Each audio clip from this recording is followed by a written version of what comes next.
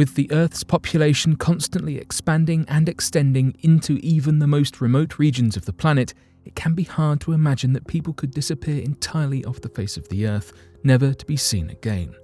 It is even harder to imagine that sometimes those individuals who have mysteriously vanished might one day just suddenly re-enter society as though they never left.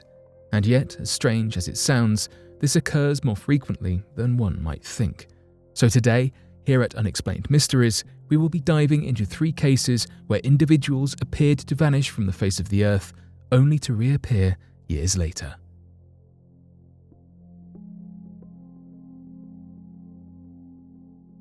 Ho Van Than, the man who spent 41 years in the jungle.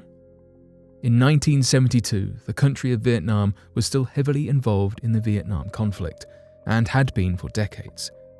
Ho Van Than was a North Vietnamese soldier who was stationed in his hometown of the Tay Tra district of Quang Ngai when a bomb landed on his home and took the lives of his mother and 2 of his sons.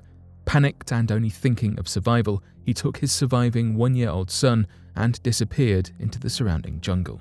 And, as far as most people knew, neither individual was ever seen or heard from again and was presumed a tragic accident. But in reality, Than and his son, Ho Vang Lan, were not only still alive, but they had made lives for themselves deep in the heart of the jungle. They learned to survive without any modern conveniences or tools, and stayed hidden in the trees for 41 years, totally isolated from other humans until their shocking emergence in 2013. Lang grew up in total isolation with only his father for company, and as a result did not even fully comprehend that other people existed, and certainly did not understand how modern civilization worked. The 2 men built an elevated treehouse deep in the jungle out of trees and branches that they chopped down and wove together. They ate rats, mice, and whatever fruit they could scavenge in the forest, and planted corn throughout the small clearing that they had made in their home. Although deforestation causing the rapid shrinking of the Vietnamese jungle meant that every now and then the 2 men would be glimpsed by farmers and foragers, they remained hidden deep enough in the jungle that they were never discovered. However, one man did know of their location.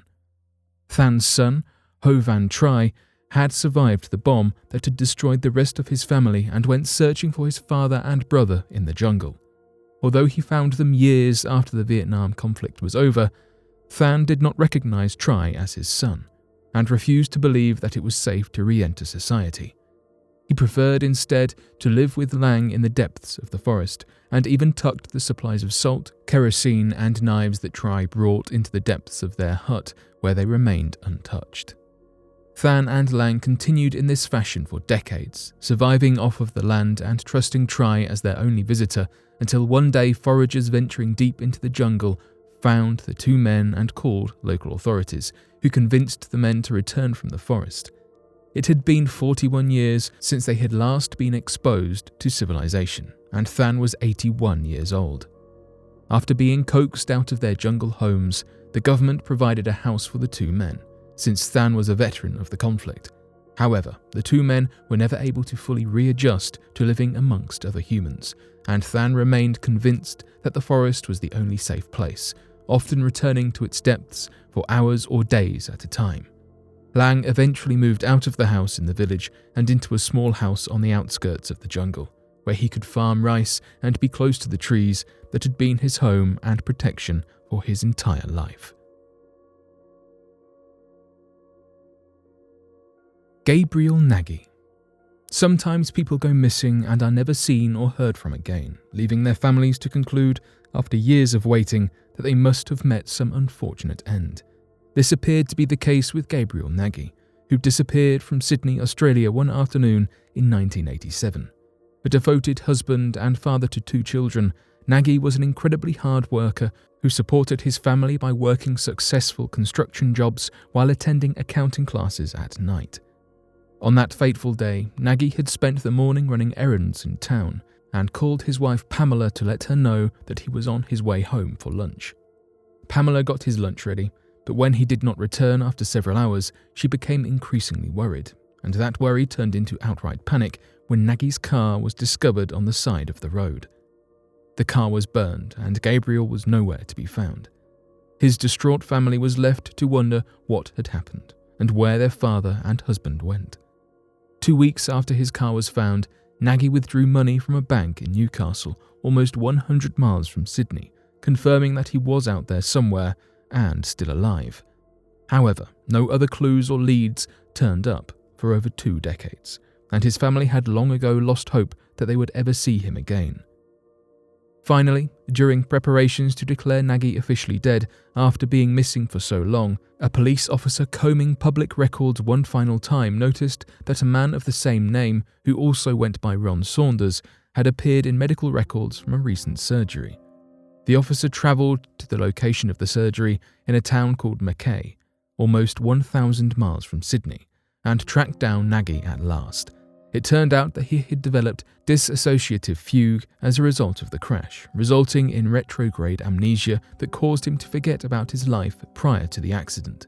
With no idea who he was, he spent the intervening years mostly homeless, wandering from city to city. He called himself Ron Saunders because he had seen a sign for Saunders Beach during his wanderings and, not knowing his real name, thought that it sounded nice. After his discovery, as he read letters and saw pictures from before his accident, his memory slowly began to return in hazy pieces, and he was reunited with his family. Although he and his wife and children still live separately, his family is all supportive of Nagy as he navigates this new life that he was unaware that he even had, and begins to rebuild the relationships with those who had believed him dead for 20 years.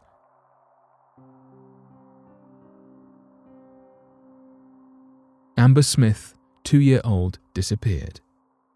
Sometimes people who disappear without a trace turn up years or decades later, while other times it is only a matter of days or hours. However, for Dale and Diane Smith, whose 2.5-year-old daughter Amber was missing for about 24 hours, those hours seemed interminable.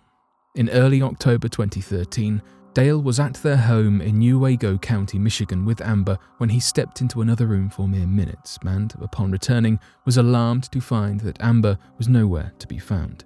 It appeared that she had simply wandered out of the house, but initial searches yielded no sign of the 2-year-old. As the day turned into night, with still no sign of Amber, the Smiths grew even more frantic to find their missing daughter, as she had last been seen wearing only a tank top and shorts, and the temperatures were already rapidly plummeting to around 40 degrees Fahrenheit. The town rallied a large group composed of over 300 people that spent hours combing through the dense woods near the family home, but to no avail. Authorities that were called in to assist even used search and rescue dogs to attempt to follow her trail and sent helicopters to conduct an aerial search of the woods. However, both the police and the civilian groups were unable to find any clues as to where the child might have gone, and did not even know whether she was still wandering around somewhere nearby, or if she had been taken by a passing stranger. As the hours passed with no trace of the girl, authorities began to be seriously concerned about the likelihood of finding Amber alive. The Newaygo County Undersheriff Brian Boyd even gave a press conference saying that the lack of clues was very suspicious, and an Amber Alert was immediately issued to notify authorities and civilians in neighbouring towns in case she had been abducted. But even the Amber Alert turned up nothing, and with the masses of people searching fruitlessly for her, it truly seemed that she had vanished from the streets of Michigan. However, at around 2 p.m. the next day, as the 24-hour mark of Amber's disappearance approached, she was found on the edge of a 2-lane road almost 2 miles from her house. She was immediately transported to the local hospital, but aside from minor scrapes and bruises, appeared totally unharmed. Authorities and her parents were immensely relieved at the outcome, but were astonished by the fact that such a young girl was able to survive overnight in such dense woods and emerge untouched so far from her home. Amber was unable to say what had happened to her that night, as she was too young to understand the questions, but thankfully, no matter how she managed to survive the cold night, she was able to be safely reunited with her family.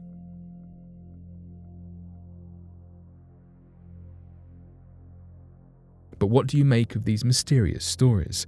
Be sure to let us know your thoughts in the comment section below and help us by growing this community while working to solve these unexplained mysteries. Thank you for watching, and don't forget to subscribe for more videos.